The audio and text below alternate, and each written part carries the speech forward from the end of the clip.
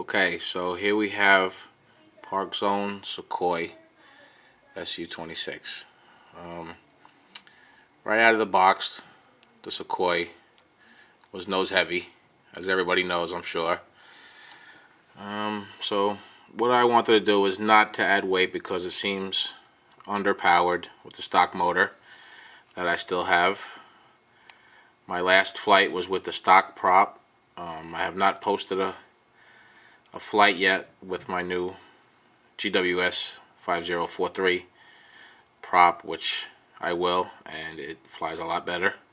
It's just a matter of preference. It's a little more faster, and you know, with speed is it's a preference thing. Okay, so what I did instead of adding weight is, here's your brick. Unmounted it from where it was here. Okay, and basically moved it here. Okay, first step was to cut. I'm holding the camera in one hand and trying to show you with the other hand. Just cut the motor wire about here. Where is it? No, over here, right there. Cut the motor wire there, which goes into this port right there. See if I can get that close. Okay. And what I did is just add some wire, some 30 gauge wire, which I had here, you know, a length maybe like 6 inches. Try to cut it to length, you know, to save on weight. And you know, spliced both ends, soldered it in, and basically replugged it in. And this is what it looks like from the bottom. A little bit of extra wire down there, you see. What this did is allow me to put, I got these little things right here and on the other side, which is being hidden by the canopy, but it's there, and that measures out at 37 millimeters.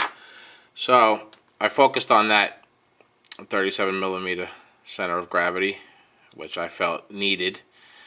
And to unmount this, I just trimmed around here the glue carefully, not to upset any of the board, and re-glued it on each corner with a little dab of Foam Safe CA on each corner.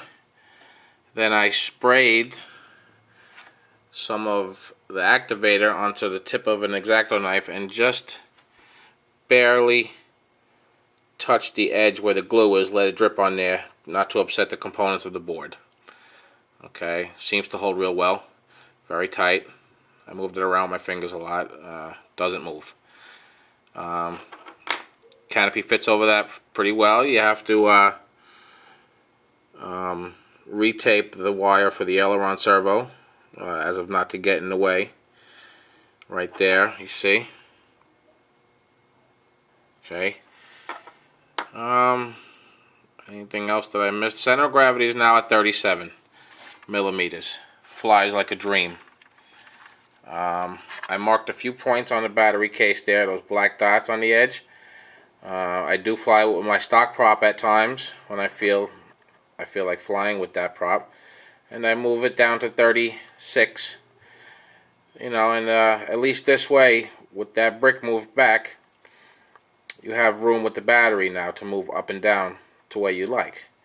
As you can see in the video, it takes off and lands like a breeze. Inverted flight is stable. It rolls on its axis nice.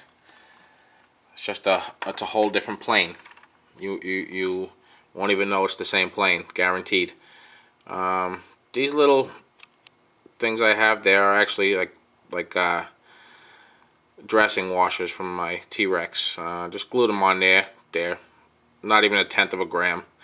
I keep them on there, and then I balance them upside down on so I can get the center of gravity right. And you know, I just keep them there because they're not much weight. So now with that, anything that I missed? I think that's about it. The brake glued on. Any other questions? Let's just look at that one more time.